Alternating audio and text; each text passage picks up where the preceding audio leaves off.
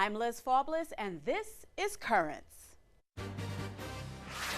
One mother's personal story fuels a push for pro-life legislation in Albany. My daughter was 8.5 months pregnant, and we were horrified to find out that her ex-boyfriend had actually paid a hitman. We'll hear about what the church is doing to get it passed. We're asking other victims' families, like Marcy's family, to have the courage to step forward. Plus, faith comes first at an academy in Bensonhurst. And they love to sing religious songs. We have prayer every morning.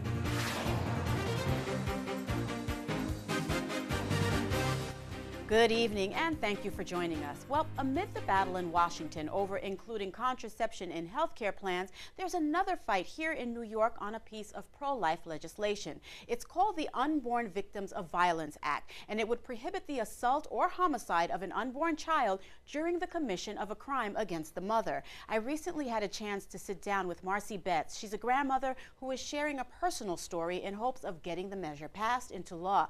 I spoke with Marcy along with the director of pro-life activities for the New York State Catholic Conference, Kathleen Gallagher. Marcy and Kathy, thank you so much for joining us. I understand that this is a very, very difficult story, so I do appreciate your being here to share the story with us.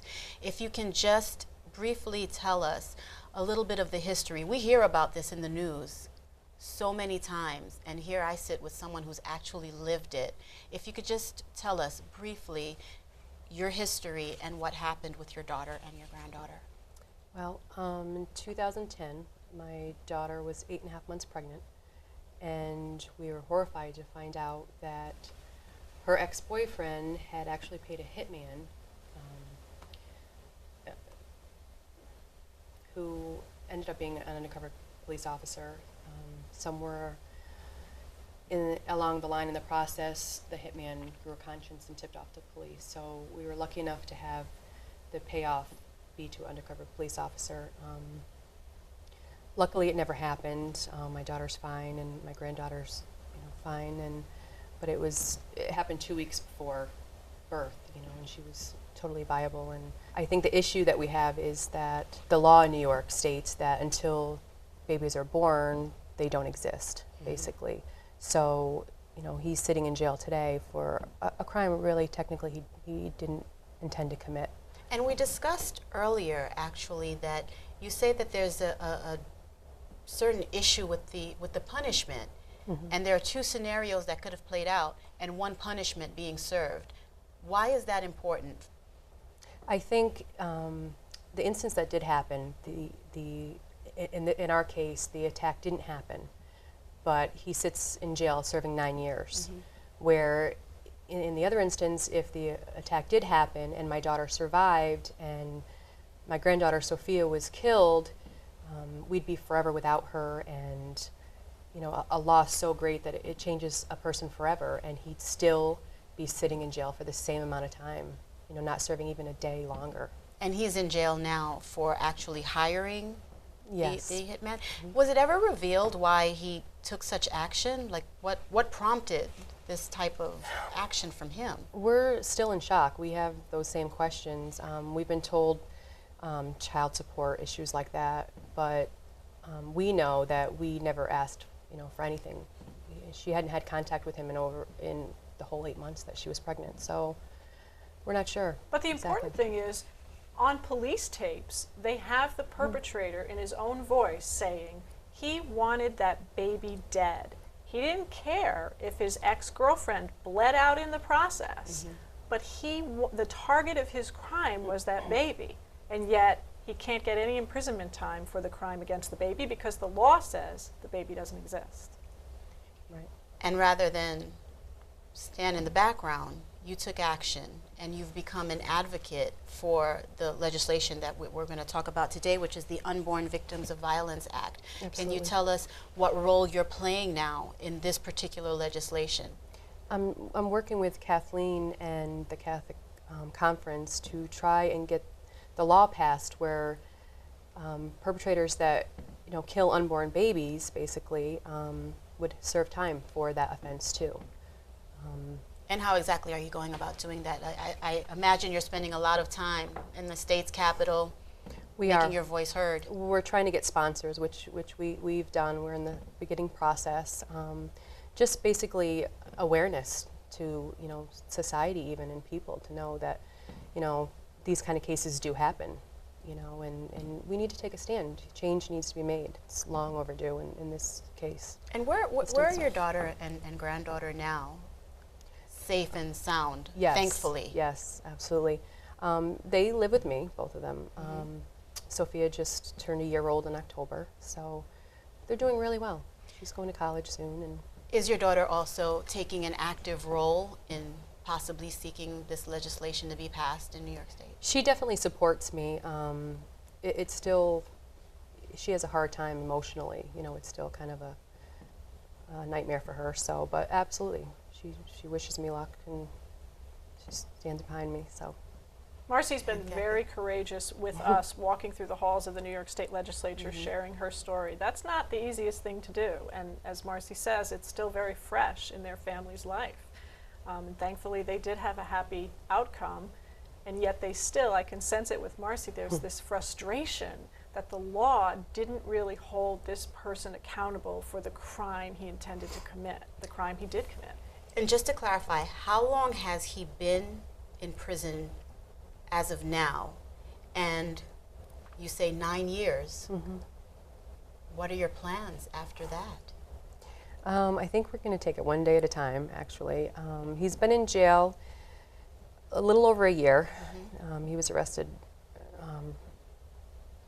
immediately, and he's been in there, and December 1st, I guess he was transported to a prison downstate, and he'll be there for 9 years. And I guess the first time he's eligible for parole is like 2018 or something.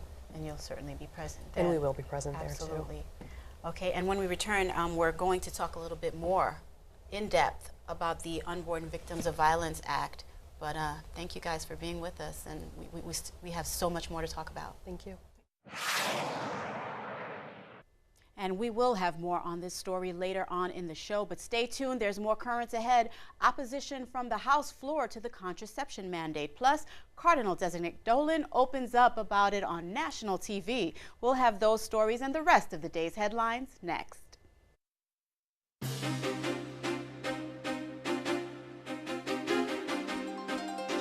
Welcome back to Currents. I'm Liz Faubles. Coming up later, a Catholic academy in Brooklyn has faith at its center. We paid a visit. First, let's have a look at the day's headlines. Well, Speaker of the House John Boehner weighed in on the contraception mandate from the House floor. Boehner, who is Catholic, said yesterday that Congress might need to act to reverse the measure. The mandate would force religious institutions, including the Catholic Church, to provide contraception and sterilization coverage in employee health plans. In imposing this requirement, the federal government has drifted dangerously beyond its constitutional boundaries, encroaching on religious freedom in a manner that affects millions of Americans and harms some of our nation's most vital institutions. If the President does not reverse the Department's attack on religious freedom, then the Congress, acting on behalf of the American people and the Constitution that we're sworn to uphold and defend, must. And Cardinal Designate Timothy Dolan spoke candidly on the topic today in an interview on CBS this morning. Dolan, the president of the U.S. Bishops' Conference, says the mandate is in sharp contrast to President Obama's previous assurances. He gave us some promises at Notre Dame. He gave us some promises in the health care debate to Sister Carol Keehan and Catholic Health Association. He gave me promises, so I'm a little skeptical, and I'm saying, wow, I hope I can continue to work with him here. Dolan says he hopes the, quote, massive negative reaction will cause the president to go back to those assurances. And the mandate came amid what may have been conflicting advice from members of the Obama administration. Bloomberg News reports Vice President Joe Biden and then White House Chief of Staff Bill Daley, both Catholics, warned that the mandate would be seen as the government interfering with religious institutions. A source tells Bloomberg News that Health and Human Services Secretary Kathleen Sebelius and other staff members argued against a broad exemption to the mandate. Meanwhile, the Catholic broadcaster EWTN is suing the government over the measure. EWTN President and CEO Michael Warsaw says it had no other option. Warsaw says there is no question the mandate violates the company's First Amendment rights.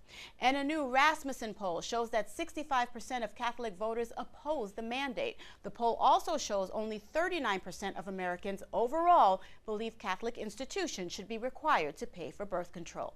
Turning to Rome, where a vigil was held yesterday as part of a 4-day conference examining ways to combat sex abuse. There, Cardinal Mark Ouellet, the head of the Vatican's Congregation for Bishops, apologized to abuse victims. Sometimes the violence was committed by deeply disturbed persons or by those who had themselves been abused. It was necessary to take action concerning them and to prevent them from continuing any form of ministry for which they were obviously not suitable. This was not always done properly, and once again, we apologize to the victims. Church officials, experts, and abuse survivors participated in the vigil.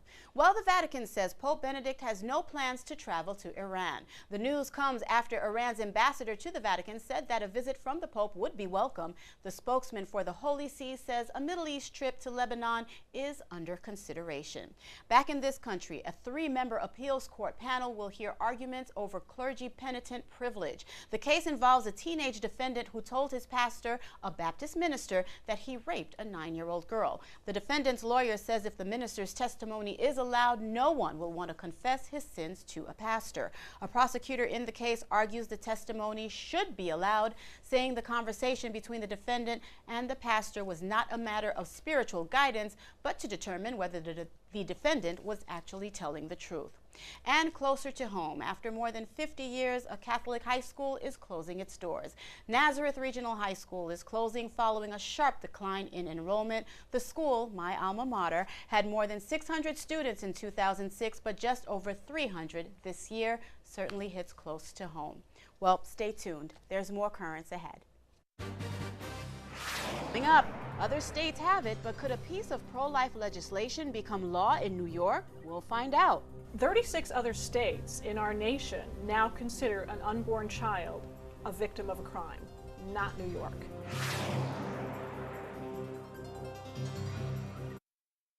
Welcome back. Earlier in the show, we heard from Marcy Betts, whose unborn granddaughter was the target of a murder plot.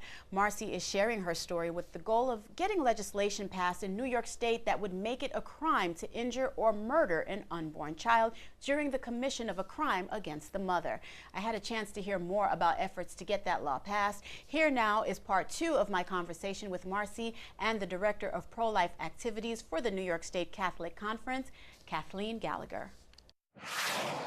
Okay, Marcy, as we've been discussing, you're now an advocate for the Unborn Victims of Violence Act, correct, based on what happened with your daughter. Now, just to explain, the legislation prohibits the assault or homicide of an unborn child during the commission of a crime against the mother. And Kathy, this is where I want to bring you in. The Catholic Conference supports this initiative, and you're a familiar voice in Albany, you know, lobbying for this bill. Tell us where it currently stands in New York right now. Well, there is a bill introduced in both houses of the legislature. It has some bipartisan support. It's introduced by Democrat Mike Cusick in the Assembly. He's from Staten Island, and a Republican, Senator Patty Ritchie in the Senate. And Marcy and I have been advocating and lobbying through the halls of the legislature, getting more co-sponsors to sign on to the bill. It sits in the Codes Committee of each house because the Codes Committee deal with changes in the criminal law. One of the big issues that I really want to address is the fact that the law, as you've said, is archaic in the way it describes the viability of a child and whether or not the child, even 7, 8, 9 months, should be considered in these cases of homicide and murder. Can you explain further your issues and your concerns with that? Well, 36 other states in our nation now consider an unborn child a victim of a crime. An unborn child can be a victim of a crime, not New York. In New York, the law says to families like Marcy's, your granddaughter never existed. That's unacceptable. Nobody can be held accountable for crimes or even attempted crimes, as in this case, against unborn children. And what is the success rate in the other 37 states? Are there statistics showing how successful the law is? Well, we certainly know that the laws are being used, absolutely. Do you know, in California, which is considered a very liberal, progressive state, the perpetrator doesn't even have to know the woman is pregnant. If he shoots a pregnant woman and she's only 6 weeks pregnant, maybe she doesn't even know she's pregnant, he can be charged with 2 crimes. The crime against the mother and the crime against the unborn child. That's what we're saying. There needs to be justice. There needs to be accountability. And your thoughts on this, Marcy? I mean, I'm sure you agree with Kathy, but what are your concerns? Like, had the law existed for you, it would have made such a difference in your life. Absolutely. For one, he'd be definitely serving more time. And another is, I don't understand how, like she says, so many other states, and I've done some research on there, and a lot of them, you are eligible to, possibly looking at a murder charge, and so I think that's pretty powerful. And for New York not to have anything, and, we keep getting the non-existent, thrown at us. And I just think, if anything else, I think too it would help, deter other, perpetrators of thinking twice about it. And you raise an interesting point. When you're speaking with lawmakers, when you're in Albany and you're telling them about the importance of this bill, when you're telling your story and they see, that there could have been a potential victim, what are they telling you? What's the stalemate? What exactly is keeping this law from being enacted in New York State? Well, unfortunately, Liz, it gets mired in the political issue of abortion. And that's so easy to dispute, because in these particular cases, we're talking about a choice that a pregnant woman makes to keep her child. And someone without her consent, is coming and taking that choice away from her, trying to, in a very violent manner. The courts in other states where these laws have been challenged, the courts have all said, this isn't about a woman's right to privacy. It's not about her making a decision in consultation with her doctor. It's about a third-party criminal taking her choice away from her. And domestic violence always increases during a woman's pregnancy, the incidences of it. So it happens more often than you'd think. So where are we now? What strides? What can be done? What are you doing? What are you asking others to do in order to make this legislation more active, more viable, more noted in Albany? Well, we're asking other victims' families, like Marcy's family, to have the courage to step forward. Because, in New York, sometimes it takes a family to make a law. We have Megan's Law and Jenna's Law and Kathy's Law. Sometimes you need those personal stories to get a little traction. And we're finding in the legislature we are getting traction. So we're asking people to come forward and urge their legislators to support, their state legislators to support this bill. We're asking people to raise public awareness with letters to the editor, pieces in the paper, TV shows like this one, we're very grateful for. And we're asking other families to try to come forward. Marcy, what do you do? I think too what's impressive is that when we met with a lot of these assemblymen and senators, is that basically they all had the same view as absolutely, this needs to be done, and a lot of them are shocked that it hasn't been, yet. So I think we're getting a good positive response from everyone. And final word, as somebody who has lived through this, who can now look into the face of your beautiful daughter and your beautiful granddaughter, what do you want these lawmakers to know? Like, what is the most important point that you can make right now? Well, I think, like we said earlier, that a change needs to be done, and what better way to do it for a positive reason instead of a tragedy? And the law needs to be changed. These are human beings, and we just need to acknowledge it like everyone else. Absolutely. Thank you so much for sharing your story. And Kathy, thank you so much for being with us. Thank you. Thank you. Such an incredible story. Stay tuned. There's more currents ahead. When we return, One Brooklyn Academy is covering a lot of ground. We are the only Catholic school in the Bath Beach, Bensonhurst section.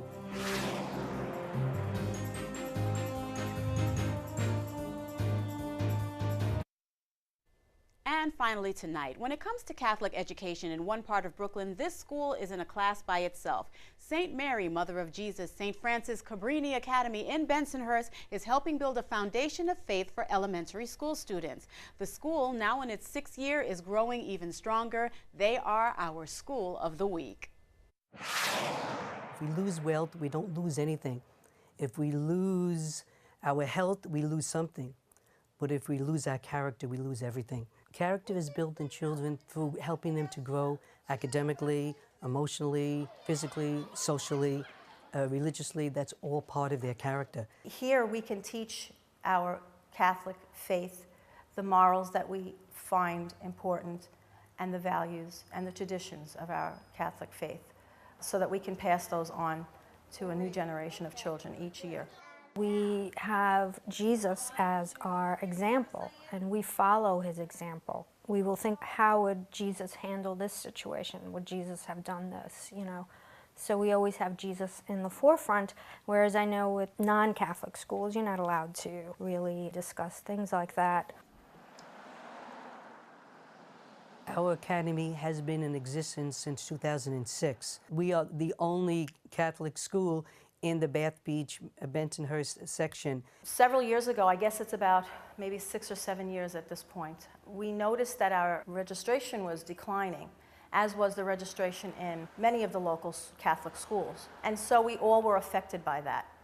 Being one of the earlier academies, it was a little difficult for us because I think widespread, people didn't really know that this was going to happen. So it was, again, early on, a little more difficult for people to accept this notion of merging with different schools. It was hard to give up the old identity of our school and create a new one. But we managed to do that, and because of that, our registration now has grown, and we're successful as an academy, and I think we're here to stay.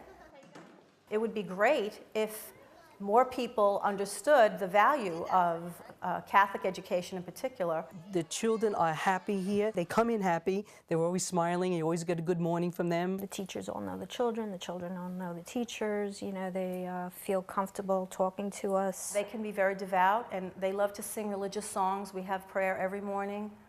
They go home, their parents tell me they go home singing the songs and praying the prayers. They do try their very best. They don't all have to be Einsteins, but whatever their best is all we ask of them. So I think it's a very nice atmosphere. Sometimes I feel that Catholic education is under fire, that in the secular world, the hostility that we sometimes get is that we're not up to par with them, and that's very mistaken. They have these mindsets that we don't work as hard as they do, or that we don't have to follow the same core curriculum like they do, but we do. Our teachers are just as well educated and have as many degrees as any public school teacher, and our results in many cases are well above theirs. In society in general, there has been a turning away from religion. At least that's what's presented in the media. I don't think Americans in general are anti-religious. I think they're very religious people. So I do believe that religious education still holds a very important place in the life of our city and the life of our country. I always feel it's my privilege to teach our Catholic faith and traditions and the values that go along with those traditions. We talk about in science how all life is sacred. Everything comes back to our teachings. And I think those are so important today because there seems to be a lack of values. Given a choice, I feel people really should send their children to a Catholic school. I think parents are interested in having their children learn values. And I think there is no better education than an education in a Catholic school. To me, that is the best, and we strive for the best, and I think we achieve that. And that is all for this edition of Currents. Coming up tomorrow, a Queens school is a model of diversity. Until then, be sure to visit us online at currentsny.net. You can also connect with us on Facebook and follow us on Twitter. For all of us here at Currents, I'm Liz Faubles. Thank you for watching and have a great night.